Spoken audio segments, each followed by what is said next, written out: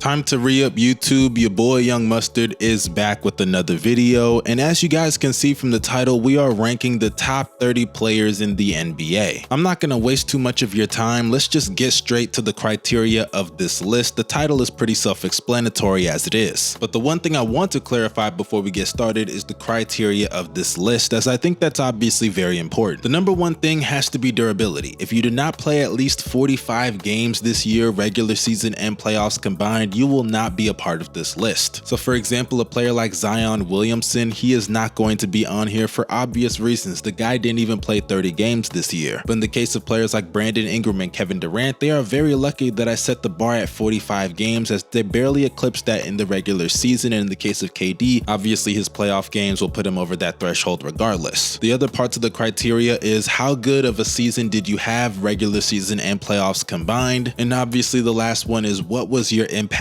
on winning. Those were the three clear parts of my criteria. Now that we have that out of the way, I want to give some love to the honorable mentions that did not make the list. You guys know I'm a Bulls fan, and unfortunately no Bulls players made the list. Players like DeMar DeRozan and Zach LaVine, I love them for what they've done for the team over the last couple of seasons, but unfortunately I just couldn't put them over certain players that made it in that lower 25 to 30 range. Another player that didn't make the list despite having a really good regular season that impacted winning is Domantas Sabonis. Don't get me wrong, Sabonis is a really solid player, but his flaws on the defensive side of the ball combined with his really bad play in the postseason this year, I just don't think I can overlook it for certain guys that are higher on this list. But he definitely does have a case to be in the top 30. I'm not denying that. It's not like it's a wash in my opinion. One guy that I was also pretty sad that I couldn't get on this list is Lauri Markkanen. Even though I'm a Bulls fan and it sucks that he wasn't able to do what he did this season for us, he still had a very stellar offensive year. But similar to guys like Domantas Sabonis, LaVine, DeRozan, it's not like they don't have cases to be higher on the list. I just think that the players above were more impactful on both sides of the ball to a degree, or they're far better offensive players with a higher impact on winning. But enough with all the introductions, honorable mentions, criteria list. Let's get down to the nitty gritty and talk about the top 30 players in the NBA. Coming in at number 30, which may be a surprise to some of you, I have Jaylen Brown. Now this is not a diss towards Jaylen Brown. When I originally made the video, I had him in the 20 to 25 range, but this league is super talented, and coming off of the playoffs that he had, yeah, the less said about that the better. But as far as the strengths go with Jaylen Brown, he is a very good transition player with the ability to attack the rim, even though his handle is pretty weak, especially when he goes left. His rim pressure is better than a good chunk of the NBA, and that's very valuable as an offensive player in this league, especially as one of the top two options on one of the best teams in the league. Throw in the fact that defensively he is a really solid on-ball defender and showed a lot of his impact defending James Harden in that semifinal series, and it makes him a worthy candidate to be a top 30 player. But then you move on to his weaknesses, and it's a lot. I can't lie, he's pretty flawed. We once again saw in the postseason that against tough defenses that can just close in on him, whether he is getting normal attention or double teams, he struggles a lot in the half court with creating his own shot off the dribble. His handle is very sloppy and loose, especially when he goes to his left, which limits what you can do with him in a lot of half court situations. And on top of that, he isn't a great playmaker. Throw in the fact that defensively, despite his on-ball ability, he's not very good off the ball, as he is a habitual ball watcher. Nonetheless though, despite his flaws, he's still very capable of getting you 25 plus a night with very good on-ball defense, which is worthy of being a top 30 player in the NBA. Coming in at number 29, we have Darius Garland. Now some may think it's crazy for me to have DG above JB, but let's be honest here, if you watch the Cleveland Cavaliers, it really isn't that crazy. Garland has proven to be one of the better offensive players in the NBA and one of the best passers in the league, which leads into his strengths, because sure, he isn't on the level of Trae Young, Luka Doncic, or Nikola Jokic as playmakers, but his ability as a pick and roll ball handler is up there with the best of them, I can't lie. Because on a team that offensively is kind of bereft of weapons, especially in the backcourt, because let's be honest, guys like Isaac Okoro, Lamar Stevens, Ricky Rubio, they're not going to do too much to help him out in that category, and Jared Allen and Evan Mobley, they're somewhat dependent on play from Darius Garland and Donovan Mitchell in that backcourt offensively to help them. And when you combine that with him being one of the best shooters in the NBA, not only from the three-point line but also at the free throw line as well, I think it makes him one of the best offensive players in the league. But there are two sides of the ball, and defensively, that's really where Darius Garland lacks. He's not a liability defensively. He can somewhat fight over screens, but he is still pretty small and his size can be used against him on that side of the ball. He isn't some stout off-ball guy that can get in passing lanes or anything. And when you look offensively, he isn't the perfect player, though he is still one of the better ones in the league. He does lack rim pressure, especially compared to others others higher on this list. DG is still pretty young, so he could definitely get higher on this list with time, but until then I think the 29th spot will do. Moving on to number 28, we have Toronto's own Pascal Siakam. Siakam is definitely one of the most underrated players in the NBA. I mean, you got somebody that averaged 24, 8, and 6 on 57% true shooting, and barely anybody talked about him. Now, of course, I have him 28th on this list, so it is in part due to the fact that the league is pretty talented, but it's also due to the fact that Siakam is pretty slept on. I mean, the Raptors have been one of the better franchises in the league over the last decade, and the development of Siakam on this roster over the last 4 to 5 seasons is a testament of that. Siakam has grown into becoming one of the better forwards in the league. His strengths include his ability to attack closeouts, be effective in transition, handle the ball a little bit as well, and on top of that, he's a very underrated passer. Of course, his reads are not like crazy advanced or anything, but there are a lot of versatile ways you can use him as a playmaker in the half court. In this past season, he was actually a pretty decent mid-range shooter, shooting 41% in that area. The versatility that he provides at that 4 position cannot go without being stated. You could use him as a short roll player, as a mid-range spot-up guy off of the pop. As mentioned earlier, he's a good transition player, whether it's making decisions to others or just finishing at the rim in those situations. And then defensively, even though they asked a lot of him over the last 2 seasons, playing the 5 at times, I still do think he's a pretty capable defender when they ask him to do what he should be doing, which is defending 3s and 4s. And as far as the negatives go, I would just say he's not as talented as others on the list. He isn't some elite shot creator off the dribble. He's not a great 3-point shooter. His handle is not completely controlled. It's not like it's horrible, but it can look pretty sloppy and clunky. And as a side note, his game is kind of just not aesthetically pleasing. And throw in the fact that when you look at this roster, if Siakam was really as good as I think a lot of Raptors like to say he is, then that team should be in a much better position than they currently are. I mean, think about it. They got a rim protector like Jakob Poeltl, OG Anunoby, who every team in the NBA wants for obvious reasons, Fred VanVleet, who's fairly inconsistent but can still be one of the better guards in this league, Gary Trent Jr., who's a really good 3-and-D wing that has shown some flashes of self-creation even though it's obviously not consistent, and let's not forget Scotty Barnes, who's a nice and up-and-coming young player. I'm not saying Siakam is bad, but I just genuinely think that if a lot of players higher on this list had the supporting cast that Siakam had, I definitely think they wouldn't have been fighting for a play-in opportunity. But I'm sure Raptors fans are going to try to kill me in the comment section for that, so let's move on to number 27, in which I have New York Knicks star point guard Jalen Brunson. Brunson had a breakout year this past season with the New York Knicks, going from averages of 16, 5, and 4 to averages of 24 points a game, 6 assists, and 4 rebounds, with shooting splits of 49% from the field, 42% from 3-on-5 attempts a game, 83% at the free throw line, and a true shooting percentage just short of 60%. Brunson showed the flashes of doing this with the Dallas Mavericks in the playoffs 2 years ago, especially against the Utah Jazz in round 1, but he put it all together with the Knicks this past season. His strengths include his ability to bully his way to the paint and use his size. The guy is literally a paint beast, which is crazy considering that he's only 6'1". Throw in the fact that he's improved as a playmaker in the half court, especially when defenses throw multiple different types of looks at him with traps and double teams. And as a floor spacer this year, we already knew he was a solid mid-range shooter, especially from that 12 to 15 foot range, but his 3-point shooting was the best that it has ever been at nearly 42% on 5 attempts a game. Now, unfortunately, on the defensive side of the ball, that's what leads into his weaknesses. He is 6'1". It's not like he's a bad defender or liability, but his size can be taken advantage of. And throw in the fact that though he is a good playmaker, he can't really make the advanced reads that other guys above him on this list can make. And as a shot creator, he is more built to be a number 2 option rather than the number 1 option that he was for the Knicks, which was exposed the further they went into the postseason. Let's move on to number 26 on the list. We have De'Aaron Fox of the Sacramento Kings. Swipe at a Fox, I'm not gonna lie, he is one of my favorite players in the NBA who had a very solid postseason against the Golden State Warriors, a really good series for his first one in his career. When you talk about the value of a first step in the NBA, look no further than a guy like De'Aaron Fox. Off the dribble, he can attack just about anyone in this league. Throw in the fact that Fox is one of the best mid-range shooters in the NBA, and it truly is unstoppable. When you're preparing to stop his drives with your foot back, he can just pull up on a dime from that 12 to 15 foot range. And if you try to come up a little bit, he can hit you with a little bit of a hezzy and get to the rim with ease. He reminds me of like a lower tier Ja Morant when it comes to his ability at the rim. Obviously, he's not as good of a finisher or doesn't get nearly the amount of rim pressure that Ja does, but when he gets there, he can contort his body in ways that even if you're the defender at the rim meeting him him there, you could play the best defense possible and he'll find a way to contort his body to finish at the rim with ease. Fox has also developed as a passer. I think he has been one of the better ones in the league over the last couple of seasons, but this year he really put it together as a playmaker. Now, as far as the negatives go with De'Aaron Fox, he is not a great three-point shooter. Teams consistently leave him open from behind the three-point line whether he has or doesn't have the ball. He shot 32% in the regular season from behind the arc, and on the defensive side of the ball, I wouldn't call him a great defender. He isn't bad or anything, but he's not somebody that's going to really stop or even make it difficult for the best guards in the league, which leads into why you have to have a two guard that can really take on that responsibility when Fox is on the court. Just to be clear, Fox is not a horrible defender. He can get in passing lanes. He's useful on that side of the ball, but as far as on-ball defense, I just don't think that's his forte. But moving on to number 25 on this list, we have B-more Jamal Murray himself. Coming off of a championship win, I think it's only right that Jamal Murray earns a spot on this list, especially in the top 25. Murray in the regular season was definitely not even as good as some guys below him on this list, but as we saw in the playoffs, he was more than capable of being considered a top 30 or top 25 player in this instance. I mean, when you talk about smooth players in this league, Jamal Murray fits the bill. Whether it's finishing at the rim, his mid-range game, his three-point shot, or his free throw ability, Murray is efficient everywhere on the court as a scorer. I mean, even in the post, he's a very underrated scorer there. And I was very tempted to put him higher on this list, but unfortunately that brings into the downsides and the weaknesses that hurt his case. Defensively, like Fox, he's not bad. He's not a horrible defender, but higher on this list, when you go each and every row, you will find better defenders that have more impact on that side of the ball. And considering that he is playing on a team that has spacing with players like MPJ or Jokic at the 5, who's not only a floor spacer there, but is one of the best playmakers of all time and arguably the best offensive player we have ever seen, and is obviously the best offensive player in the game today. Murray is a really good player, but the circumstances and the way that he is successful in the league, I definitely do think I have to take that into consideration when you're ranking him amongst his peers. Which leads into our next player at number 24, PG-13 himself, Paul George. Now, Paul George was a really tough one to rank because for one, he did not play in the playoffs. He went out due to an injury yet again. And this year, I was very critical about his decline, and I'm not gonna lie, even though I was tempted to put him outside, there are things that PG does bring to the game that I can't ignore. For starters, he is still one of the best shooters in the NBA, shooting 37% from 3 on nearly 8 attempts a game. That's very impressive. Throw in the fact that he is still a really solid playmaker with the ability to pick apart defenses in the pick and roll. He's not an amazing or elite one, but he's still really good in that area. And defensively, even though he is far from the player he used to be in Indiana or even OKC, he is still more than capable on that side of the ball, especially off the ball with getting in passing lanes, his rotations. He's pretty sound there. But then you get into his weaknesses, and I definitely think this is where Paul George lacks in comparison to the ones above him. On the ball, he is not the defender that he used to be whatsoever. He gets cooked a lot more often than you would probably think. But the real issue with PG is that for one, he does lack a lot of rim pressure compared to players higher on this list. PG is slowly turning into a Klay Thompson as we speak. Obviously, he is a much better ball handler than Klay, but you can get what I'm saying when I say that. He's relying more and more on that jump shot, and I'm telling you, one day he's literally going to turn into Mikal Bridges. And as far as his playmaking goes, even though he is a good one, he does have his flaws when it comes to making advanced reads, and he can be pretty turnover prone. And as far as durability goes, PG is one of the least durable players in the league. I mean, we're talking about a player who has to load manage at times, was suffering knick-knack injuries, and still missed the ending of the season, including the playoffs, due to another injury. As the last time Paul George was even able to play 60 games in a season goes all the way back to the 2019 year where he finished third in MVP voting, yes, the MVPG season. But moving on to player number 23, we have Anthony Edwards. If you guys know, last year I was so high on Anthony Edwards. I thought this was going to be the year he takes that leap into that top 15 status as a player in this league, but unfortunately he didn't. Even though he didn't though, he is still one of the better young guys in the league and one of the better players, period. It's not like I've given up hope on Ant to get to that level, but this year he did take strides, just not the strides I thought he would take, and continued to put unrelentless pressure at the rim, being one of the better finishers in this league. And even though he does have one of the best floor spaces in the NBA and Karl Anthony Towns to help him out with that, he didn't even have Cat for most of the season due to his own injury. So he had to go out there with Rudy Gobert, who was always in the paint at the 5, who was hurting their offense to a degree. Nonetheless, Ant had a pretty solid regular season, even being an all-star for the first time in the process. But then you throw in what he was able to do on the defensive side of the ball, and I think that was really where he showed so much strength as an on-ball defender. His lateral quickness was already very sound, but it even looked better this season. And alongside Jaden McDaniels and Gobert in the paint, they were a legitimate three-headed snake defensively. And with all of those things that Ant was able to do in the postseason, he was one of the best players that we saw on the court. It really is crazy that Ant was able to go out there in the postseason and average 32, 5, and 5 on 60% true shooting, and little to nobody talked about it because people just dismissed it as the Nuggets quote-unquote trolling with the Timberwolves, which I can somewhat agree with, but Ant still deserves his love. But then you get into the weaknesses in Anthony Edwards' game, and I won't lie, it's a couple of them. For starters, defensively, notice I only talked about on ball because off the ball, Ant does have a tendency to ball watch. He'll consistently sag off of defenders, three-point shooters, cutters, whatever it is, Ant will allow a bucket off the ball. And then offensively, I'm not gonna lie, he falls way too in love with that three-point shot. I mean, Ant is a good three-point shooter, but let's be serious, he's not Steph Curry, he's not Paul George, he's not Lauri Markkanen, he's not an elite one. His early in the shot clock threes or pull-ups in transition just killed the flow of the offense. And while we're on the subject of offense, his playmaking does need a little bit of work. I understand that Gobert is not some elite scorer, he's not even a good one I would say, but he can be used in half-court situations like just throwing him a lob, a dump off for an easy dunk in the dunker spot, or hell, even Ant finding reads to perimeter players, he struggles with that as well. And sure, you could say some of that responsibility should have fallen on D'Angelo Russell, but unfortunately D'Lo sucks and he's not on the team anymore, which is why you saw a growth in Ant when they got Mike Conley. Hopefully Ant can be better in the future, but for now I think the 23rd spot will do. Coming in at number 22 though, we have Brandon Ingram. Ingram, over the course of his career, you talk about growth, he has embodied that to a T. I mean, you talk about offensive versatility, Ingram's got that down pat. Whether it's getting to the rim and attacking the paint, he can do that. Going to his spots in the mid-range, he can do that. You want him to be a pick and roll ball handler and pick apart a defense as a passer, he can do that as well. Want him to get to the free throw line, he can do that as one of the best free throw shooters in the league. And as a floor spacer, off-ball player, he can do that whether cutting to the basket, spotting up from 3, or just creating his own shot on the perimeter as well. Like I said, Ingram is one of the most versatile players in the league, and being at 6'7" definitely aids him in the process. Now, he does have some drawbacks. For starters, his durability has become a big issue in my personal opinion. Ingram throughout his whole career has never been able to play 65 games except for 1 year, which was his rookie season, where he essentially played every single game. And this year in particular, he only played 45 games. I really made the 45 games threshold because I wanted to get him on the list, I'm not gonna lie. Ingram's a really good player, but at the end of the day, the best ability is availability. Another weakness that he does have is his size. He can be bullied on the defensive side of the ball. He isn't a bad defender or a liability, but I would just say he's pretty mid. If he could perfect those things, I'm not gonna lie, he could be way higher on this list, but until then, he's gonna have to settle for being the 22nd best player in the league. Moving on to number 21, I have to show some love to Triple J, Jaren Jackson Jr. Some may think this is too high, but I'm not gonna lie, Triple J really moved me this past season. Obviously, offensively, he isn't the player that some even below him on this list are, but we have to show love to the defensive player of the year. He is a legitimate star player. I mean, the Grizzlies were literally struggling as one of the worst defenses in the NBA, and then 15 games in the season, Jaren Jackson was inserted into that starting lineup, and they immediately became one of the best defenses in the league because of him. He's one of the only players in the NBA that you could say is a top 5 switch big and a top 5 rim protector. Leading the league in blocks, he's very good at weak side and rim protection straight up, and when you throw in the fact that laterally on the perimeter he can keep up with guards and wings, I ain't gonna lie, his value is extremely high. And offensively, he's no slouch. Obviously, he's not a great offensive player, which we are going to get to in a second, but his offensive abilities I think are so slept on. on. He has the ability to take some bigs off the dribble. He's pretty quick and shifty with his handle. He's a good floor spacer, even though some teams do leave him open. I gotta give him credit for shooting around 36% from 3 on nearly 5 attempts a game this year. And some don't talk about it, but towards the end of the season, he was showing a lot of progress, having the best offensive games of his life, as in the last 20 games he averaged 23-7, nearly 3 blocks, 53-37, and 79% shooting splits. And for a player that's only 23 years old and even younger than Ja Morant, I'm very intrigued to see the steps that he can take in his career offensively going forward. But then you lead into the flaws, and obviously we have to start off with the fouling. He has definitely gotten better in that area, but at times he can be a foul machine. And then obviously offensively, he's not some elite shot creator. I'm not gonna lie, his touch is just non-existent at the rim. And though, like I said earlier, he has gotten better as a floor spacer, I mean, he shot very well from 3 this year for his standards at around 36%. Teams don't really guard him out there, so it's tough to say if he's really helping with spacing, especially when you have somebody like Ja Morant who loves to attack the rim with unrelentless pressure there. And yet again in these playoffs, we saw his offensive inabilities get exploited, but I do want to give him a little bit of slack because he played better than last year, so the progression was there, and he's going up against Anthony Davis at the rim and no Ja for a game. But finally, we are in our top 20, and to start us off, we have Uncle Drew himself, Kyrie Irving. Now, some people in the Ringer don't have Kyrie Irving in their top 30. They barely even have him in the top 50, which is just fucking ridiculous. But I, Young Mustard, am gonna show Kyrie Irving some respect because he is still one of the most talented players in the league. I mean, you're talking about a guy that averaged 27, 5, and 5 on 61% true shooting. How is that not a top 20 player in the NBA? Kyrie's ability in the mid-range is still among the league's best. He's a great three-point shooter, and though he doesn't get to the rim the way he used to, he's still one of the better finishers in the league as far as his efficiency goes. Now, I will say there are still obvious drawbacks, which leads into the weaknesses of Kyrie Irving that are hurting him from being higher on this list. For starters, his availability consistently is always in question, which is why he's even on the Mavericks in the first place. I mean, whether it's injuries or it's just him talking about being a Jew, whatever it is, Kyrie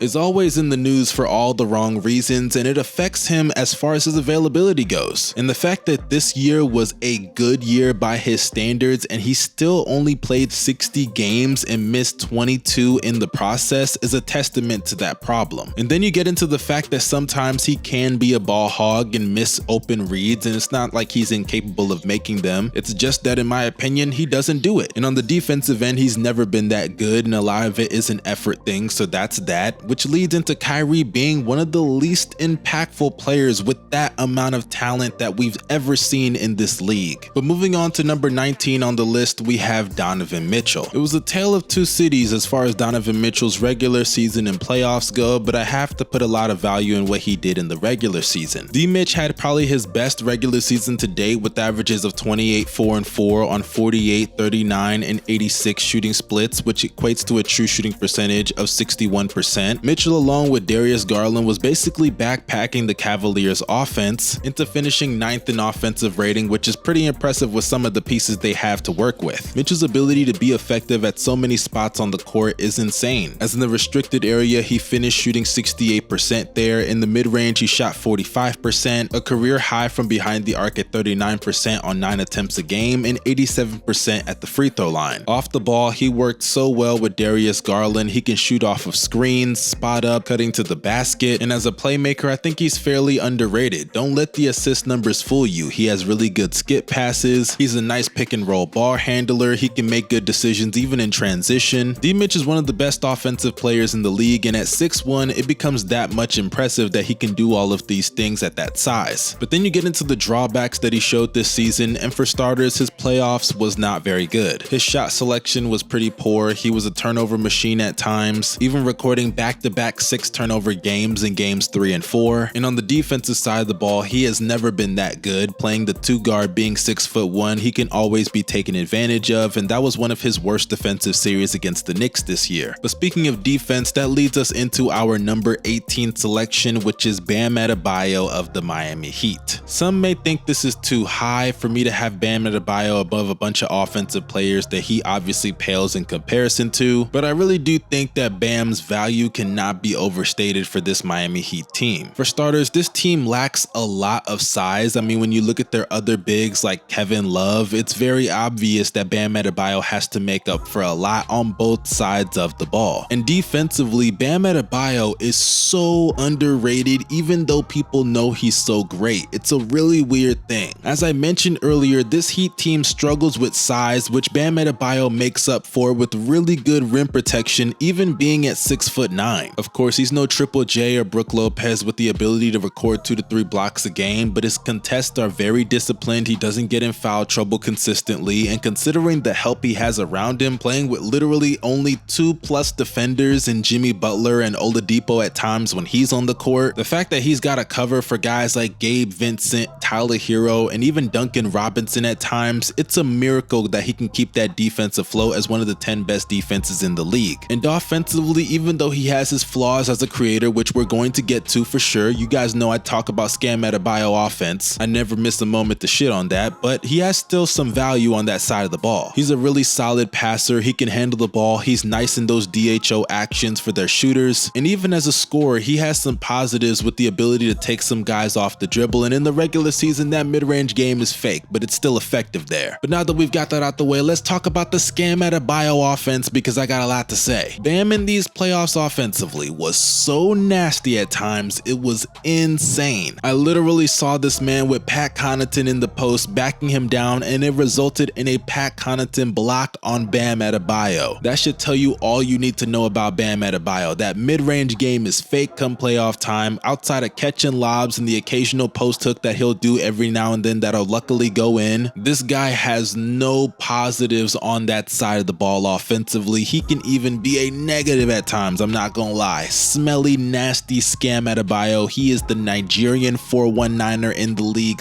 just being a complete fraud on that side of the ball. But speaking of frauds, that brings us to number 17 on the list, the man, the myth, the legend himself, James Harden. Now, James Harden this season was a tale of two cities. Obviously, in the regular season, he was one of the best offensive players in the year that was wrongfully snubbed of an all-star appearance because he's a symptom of his own success. This is a man that obviously is not what he used to be, and because he doesn't measure up to that level, people hold it against him and just ignore what he's still doing on the court right now and producing. This season, Harden averaged 21 points, 11 assists, which led the league, 6 rebounds, a steal and a half, shooting 44, 38, and 87 shooting splits, which equates to a near 61% true shooting. Harden's ability as a scorer has definitely gone down. He doesn't have the first step that he used to have off the dribble, but he still does attract a lot of attention, especially on his drives to the rim. He isn't efficient on those drives as far as scoring at the rim, but he still does attract attention, and he's a very good 3-point shooter off the dribble. He's very capable of still getting to the free throw line and foul baiting, which is a skill by the way, but of course his greatest strength offensively is his ability as a playmaker. Harden in the past was already one of the best pick and roll players in the league as a ball handler, and paired alongside Joel Embiid, it's just too perfect how well they fit as far as their pick and roll chemistry goes. Now, when you get to the downsides of Harden and why he's not higher on this list, I'm not gonna lie, it's a couple of them. For starters, these playoffs were so up and down. You could have bet the over and under in that Celtics series every single game, and you literally would have cashed out so much money. One game, Harden looked like the best player throughout the whole playoffs. The next game, he looked like the worst. It was either one or the other. That's how crazy inconsistent James Harden was. I mean, we're talking about a playoffs in where, yes, he did average 20 points a game, but he shot below 40% from the field. I mean, we're talking about a series against the Celtics where in game 1, after dropping 45 on 57% shooting from the field and 50% from 3 on 7 of 14 from behind the arc to be exact, he then followed it up with back-to-back stinkers of 12 points and 16 points, shooting 2 of 14 in game 2 and 3 of 14 in game 3. And then shockingly after that, he found his game 1 self in game 4 with a 42-point game on 69% shooting from the field and 6 of 9 from 3. But unfortunately, he wasn't able to put it together enough with a 9-point stinker in game 7, shooting 3 of 11 from the field, having 5 turnovers and 1 of 5 from 3. Harden literally had more turnovers than shots made from the field in game 7, which is just pathetic. And then you throw into the fact that he wasn't an efficient scorer all year at the rim, and defensively he was lacking in that area as well. Harden is definitely a shell of his former self, but he's still a good enough player to be considered a top 20 player in the league for what he provides offensively. And speaking of all offense and no defense, that leads into number 16 on the list, which is Trae Young himself. Now, Trae Young is obviously one of the most talented offensive players in the league. You could argue a top 10 player on the offensive side of the ball. Actually, I would even say it's not that much of an argument. He is one of the 10 best offensive players in the league. His vision, whether it's in pick and roll scenarios, picking apart defenses with skip passes, in transition, just making reads out of double teams, finding Capella or Collins in the lob spot in the dunker, finding Bogey or Hunter spotting up on the perimeter, passing out of double teams in traps, hard hedges. Trae Young can make every single read possible, and he is one of the greatest playmakers of his generation. Steve Nash light, I would even say, because it's not just his vision and passing ability, it's the threat of him as a scorer combined with that. Trae's ability to attack a defense in multiple different ways as a scorer is very effective and leans into why he's one of the best playmakers in the league. For starters, he is one of the best foul baiters in the NBA. He throws his ass into defenders like it's nothing, and it gets him to the free throw line 9 times a game. And hey, I'm not hating, you do what works for you, and clearly it works for him as he's shooting 89% at the free throw line on nearly 9 attempts per contest. Throw into the fact that his floater is basically butter, and also he is a really good and underrated mid-range shooter, along with the fact that from 3, even though he's fairly inconsistent and not always efficient, he has insane elite level gravity there. It makes him one of the all-time great offensive players already so early into his career. But then you get into the drawbacks with Trae Young, and there's a couple of them offensively, because for one, he can be fairly turnover prone at times. It's not too big of a deal because at the end of the day, the good in his playmaking completely outweighs that, but it can be a bit of an issue. Along with the fact that he falls in love with that three-point shot way too much. He's not an efficient three-point shooter, and with the volume that he takes, it's kind of crazy. I mean, he has gravity out there for a reason. He's capable of making some of the toughest three-point shots on a night-to-night basis. The attention is there, don't get me wrong, but at the end of the day, the efficiency has to come into play at some point. This is a player that literally has only 2 seasons shooting above 35% from 3, which is kind of crazy considering how he's held in such high regard as a three-point shooter. Another issue with him offensively that many people gloss over is he's not an efficient scorer at the rim. It's not like he's completely incapable of getting there, but due to his size, he can definitely be taken advantage of and bullied in the restricted area. But nonetheless, we all know he is still an A+